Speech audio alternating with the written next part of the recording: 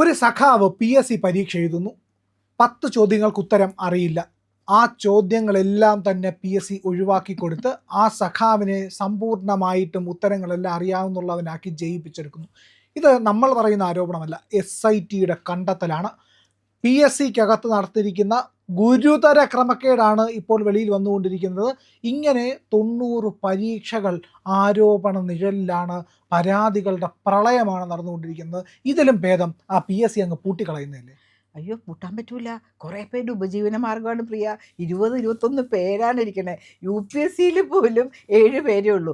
UP പോലുള്ള വലിയ വലിയ സംസ്ഥാനങ്ങളിൽ പോലും അത്രയും പേരേ ഉള്ളൂ. ഇവിടെ 21 പേരിരുന്നാണ് PSC മുന്നോട്ട് നയിക്കുന്നത്. അത് കഴിഞ്ഞ് അവർക്ക് പെൻഷനുണ്ട്. 21 പേരുടെ ജോലി കളയാൻ പറയല്ലേ. വലിയ ഉയർന്ന ശമ്പളം രാജ്യത്ത് വേറെ ആർക്കും ഇല്ലാത്ത 2 ലക്ഷം 3 ലക്ഷം രൂപ പെൻഷൻ വരെ 2 ലക്ഷം ഉണ്ട്. 3 ലക്ഷമാണ് ശമ്പളം എന്നാണ് മനസ്സിലാക്കുന്നത്. അതും ഒരു ഉപജീവന മാർഗമല്ലേ. അങ്ങനെ ചുമ്മാ ചോരയില്ലാണ്ട് കണ്ണി ചോരയില്ലാണ്ട് സംസാരിക്കല്ലേ. കാര്യത്തിലേക്ക് വരികയാണെങ്കിൽ ഇതൊരു ഡിപ്പാർട്ട്മെന്റൽ ടെസ്റ്റിന്റെ കാര്യമല്ലേ പറഞ്ഞത്. അവിടെ നിന്ന് വേറെ ഒരു ഡിപ്പാർട്ട്മെന്റിലേക്ക് പോകാൻ വേണ്ടി നടത്തിയ ടെസ്റ്റിൽ CPMന്റെ വലിയൊരു അനുഭാവി ടെസ്റ്റ് എഴുതി. അവരുടെ വിചാരം ഞങ്ങൾ വെറുതെ അവിടെ പോയിരുന്ന് പേനയും പിടിച്ചിരുന്ന് 2-3 മണിക്കൂർ പരീക്ഷാ സമയം കഴിഞ്ഞ് പുറത്തേക്ക് വരികയാണെങ്കിൽ ഞങ്ങൾ ജയിച്ചോളും. അപ്പോൾ അവർക്ക് മനസ്സിലായി ഇദ്ദേഹത്തിനൊന്നും അറിയാൻ പാടില്ല. അദ്ദേഹത്തിന് ഉത്തരം അറിയാത്ത 10 ചോദ്യങ്ങൾ 58 മാർക്കിൻ്റെ എന്തോ അല്ലേ അങ്ങോട്ട് ഒഴിവാക്കി. ആൾക്കാർ വെറുതെ ഇരിക്കുമോ? കൂടെ എഴുതി പഠിച്ച് ബുദ്ധിമുട്ടി കാര്യങ്ങൾ അറിയുന്ന കോളേജിൽ തന്നെ വൃത്തിക്ക് പഠിച്ച് വന്ന ആൾക്കാരുണ്ട്. അവരൊക്കെ കൂടെ പോയി ഹൈക്കോടതിയിൽ അങ്ങോട്ടേക്ക് കേസ് കൊടുത്തു. ഞങ്ങൾക്കറിയണം എന്തുകൊണ്ട് ഈ 10 ചോദ്യങ്ങൾ ഒഴിവാക്കി. അത് സബ്ജക്റ്റ് മാറ്റർ തന്നെയുള്ള ചോദ്യങ്ങളാണ് ചോദിച്ചിരുന്നത്. ആ സബ്ജക്റ്റിൽ നിന്ന് വേറിട്ടുള്ള ചോദ്യങ്ങളല്ല. എന്തിനിത് ഒഴിവാക്കിയെന്ന് ചോദിച്ചപ്പോഴാണ് ഇപ്പോൾ പുതിയ സർക്കാർ വരികയും കൂടെ ചെയ്തു. കൃത്യമായിട്ട് SIT അന്വേഷിച്ചപ്പോൾ കാര്യം മനസ്സിലായി. വേറൊരെണ്ണം നടക്കുന്നുണ്ട്. വൈറലാണ് ആ വീഡിയോ. ഞാൻ കണ്ട വീഡിയോ ആണ് ഞാൻ പറയുന്നത്. ഹെഡ് കോൺസ്റ്റബിൾ ടെസ്റ്റിൻ്റെ ഒക്കെ ആയിരുന്നു. 2 കുട്ടി സഖാക്കന്മാർക്ക് വലിയ റാങ്കുകൾ വന്നു. അപ്പോൾ ആൾക്കാർ കേസ് കൊടുത്തു. നോക്കി വന്നപ്പോൾ SIT ടീം, അത് പോലീസ് ടീം അന്വേഷിച്ചപ്പോൾ അവർ പറഞ്ഞു ഞങ്ങൾക്ക് അറിയാവുന്നതിനൊക്കെ ഞങ്ങൾ എഴുതി, അല്ലാത്തൊക്കെ ABCD ആണല്ലോ, കറക്കി കുത്തി എഴുതി. അങ്ങനെ ഞങ്ങൾ ചോദിച്ചു, അങ്ങനെ നിങ്ങൾക്ക് മാത്രം എന്തൊരു കറക്കി കുത്തലെന്ന് കൃത്യമായിട്ട് ചോദ്യം ചോദിച്ചപ്പോൾ പറഞ്ഞു, സത്യം പറയുകയാണെങ്കിൽ സാറേ അങ്ങനെ പറയാൻ പാടില്ലല്ലോ, അടുത്തിരിക്കുന്നവർ അപ്പുറത്തേക്കും ഇപ്പുറത്തേക്കും നോക്കിയിട്ട് ഞങ്ങൾ എഴുതിയതെന്ന് പറഞ്ഞു. അടുത്തിരിക്കുന്നവർക്ക് ഈ മാർക്കില്ലല്ലോ, നിങ്ങൾക്ക് എങ്ങനെ ഇങ്ങനെ മാർക്ക് കിട്ടിയേ? പിന്നെ വേറെന്ത് പറയാനാ? അങ്ങനെ ഇരിക്കുന്ന സാഹചര്യത്തിൽ അവർക്ക് നോക്കുമ്പോൾ ധാരാളം SMS വന്നിരിക്കുന്നു. ആ SMS ചോദ്യങ്ങളുടെ ഉത്തരമായിട്ടാണ് വരുന്നത്. എങ്ങനെ ഇവരെ ഇതുകൊണ്ട് കയറി, മൊബൈലും കൊണ്ട് കയറി? ഇവർക്ക് നല്ല ബുദ്ധിയുണ്ട് കേട്ടോ പോലീസുകാർക്ക്.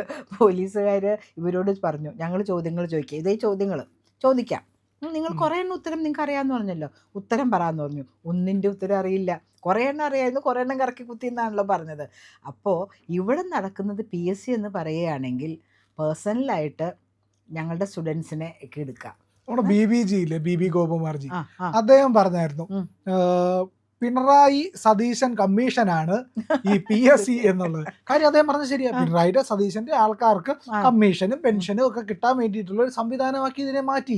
തീർച്ചയായിട്ടും അത് തന്നെയാണ് ആദ്യം പറഞ്ഞത്. എന്തിനാണ് 21 പേര് ഇരുന്ന് നടത്തുന്ന പരീക്ഷകൾ എല്ലാത്തിലും തന്നെ ക്രമക്കേടാ. മാത്രമല്ല PSCയിലേക്ക് യഥാർത്ഥമായ റിപ്പോർട്ടിംഗ് നടക്കുന്നില്ല. ഓരോ വേക്കൻസി വരുമ്പോൾ റിപ്പോർട്ട് ചെയ്യുന്നില്ല. ഇപ്പോൾ തന്നെ സതീശൻ പറഞ്ഞിരിക്കുന്നു നമുക്ക് ബുദ്ധിമുട്ടാണ് പുതിയ ആൾക്കാരെ എടുക്കാൻ വേണ്ടിയിട്ട്, കാരണം സാമ്പത്തിക പ്രതിസന്ധി കാരണം ശമ്പളം കൊടുക്കാൻ തന്നെ പൈസ ഇല്ല എന്നൊക്കെ പറഞ്ഞിരിക്കുന്ന സാഹചര്യത്തിൽ പുതിയ ആൾക്കാർ എടുക്കാൻ പറ്റുന്നില്ല. ഈ യുദ്ധം എങ്ങോട്ടേക്ക് പോകും? കാരണം പലരുടെയും ഒരു സ്വപ്നമാണ് എങ്ങനെയെങ്കിലും ഒരു ഗവൺമെൻറ് ജോലി കിട്ടുക. അതിനുള്ള ഏറ്റവും നല്ല വഴി ഈ വഴി മാത്രമേ ഉള്ളൂ. PSCയുടെ ടെസ്റ്റ് ചെയ്ത് അതിൽ റാങ്ക് ലിസ്റ്റിൽ വരിക, പിന്നെ എങ്ങനെയെങ്കിലും ജോലി കിട്ടുന്നുള്ളവർ എല്ലാം സഹിച്ച് SFIക്ക് വേണ്ടിയും DYFIക്ക് വേണ്ടിയും മുദ്രാവാക്യങ്ങൾ കുത്തിയിരുന്ന് ബൈഹാർട്ട് ചെയ്ത് പഠിച്ച് അവരുടെ തല വരികയാണെങ്കിൽ, മീഡിയയിൽ വരികയാണെങ്കിൽ അവർക്ക് ജോലി ഉറപ്പാക്കാം. അങ്ങനെയാണ് PSCയുടെ നടക്കുന്നത്. ഇന്ന് വന്നിരിക്കുന്ന ഒരു വാർത്ത പ്രിയൻ അറിഞ്ഞോ? ഈ കോക്രോച്ച് ജനതാ പാർട്ടിയുടെ പരിപാടി പോലെ അവർ ആഹ്വാനം ചെയ്തിരിക്കുന്നു, എല്ലാവരും വരൂ സെക്രട്ടേറിയറ്റിൻ്റെ മുന്നിലേക്ക്, irrespective of the rank list. അതിന് പല റാങ്ക് ലിസ്റ്റിനും പല സംഘടന ആൾക്കാരാണ് ഉള്ളത്. അതായത് ഓരോ റാങ്ക് ലിസ്റ്റിലും പെട്ട ആൾക്കാർ ചേർന്ന് ഒരു യൂണിറ്റ് ഉണ്ടാക്കിയിരിക്കുന്നു. എല്ലാവരും വരും, നമ്മുടെ കാര്യത്തിലൊരു തീരുമാനമാവട്ടെ. റാങ്ക് ലിസ്റ്റുകൾ നിൽക്കുമ്പോൾ തന്നെ പലരും 40 അതിൻ്റെ ലാസ്റ്റ് ഇതിലെത്തിയിരിക്കുന്ന ആൾക്കാരായിരിക്കും ഏജ് വെച്ച് നോക്കുകയാണെങ്കിൽ. അത് വേണ്ട എന്ന് വെച്ചിട്ട് പുതിയ ആൾക്കാർ എന്തിനെടുക്കണം? ഈ റാങ്ക് ലിസ്റ്റിൽ എൻ്റെ ഒരു അഭിപ്രായം ഞാൻ പറയുകയാണ്, റാങ്ക് ലിസ്റ്റിൽ പേര് വന്നിട്ടുണ്ടെങ്കിൽ അവർക്ക് ഏജ് ഓവർ ആയെങ്കിൽ പോലും അവരുടെ കുഴപ്പം കൊണ്ടല്ലല്ലോ അതിൽ നിന്ന് വിളിക്കാത്തത്.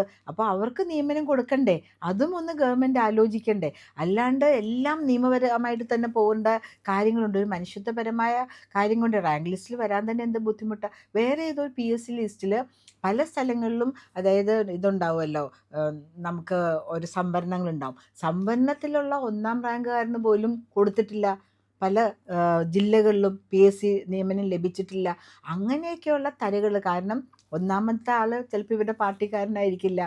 അപ്പോൾ ഈ PSC ലിസ്റ്റ് അങ്ങ് പോയിട്ട് ഇവനെ എങ്ങനെയെങ്കിലും കൊണ്ടുവന്ന് വെക്കാമല്ലോ, അല്ലെങ്കിൽ അങ്ങനെ ഏജ് ഓവറായി പോട്ടെ, ആ ലേഡി ഏജ് ഓവറായി പോട്ടെ എന്ന് വിചാരിച്ചിട്ടാവും.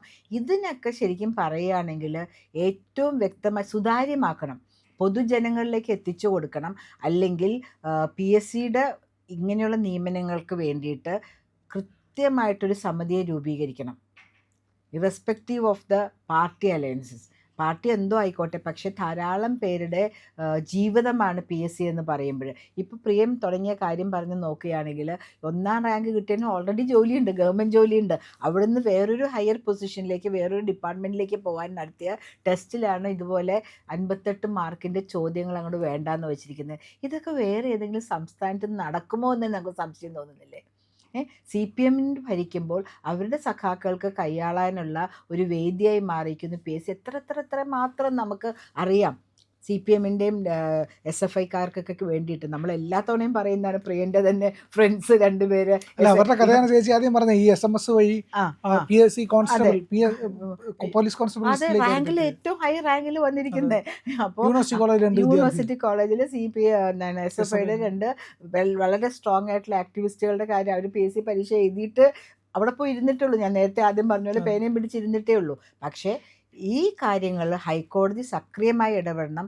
നടന്നിരിക്കുന്ന എല്ലാ പരീക്ഷകളും റീവാലുവേഷൻ കൊടുക്കണം. റാൻഡമായിട്ട് പിക്ക് ചെയ്തിട്ട് അവരുടെ അടുത്ത് ഈ SIT ടീം ചോദിച്ചു എന്ന് പറഞ്ഞ പോലെ ഞങ്ങൾ കറക്കി കുത്തി ഇതാക്കി മറ്റുള്ളവരുടെ കോപ്പി അടിച്ചു, അതൊന്നുമല്ല.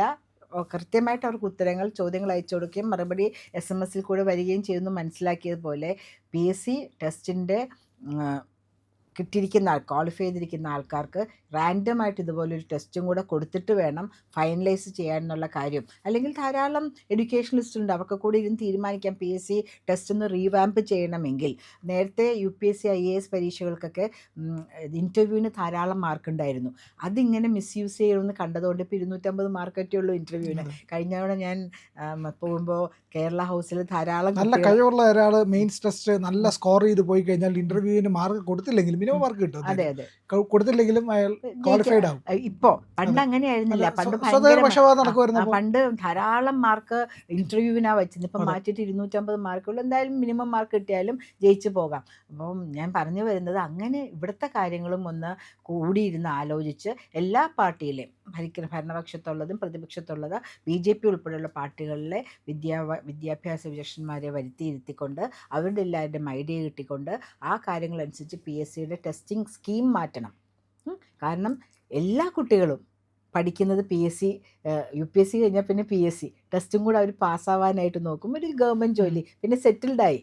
കല്യാണ മാർക്കറ്റിൽ നല്ല ഡിമാൻഡാണ് കേട്ടോ ഗവൺമെൻറ് ജോലിയുള്ള ആൺകുട്ടികൾക്കും പെൺകുട്ടികൾക്കൊക്കെ. അപ്പോൾ അതുകൊണ്ട് നമുക്ക് വേണ്ടത് വളരെ വ്യക്തമായ ഒരു PSC ടെസ്റ്റിംഗ് സിസ്റ്റം തന്നെയാണ്.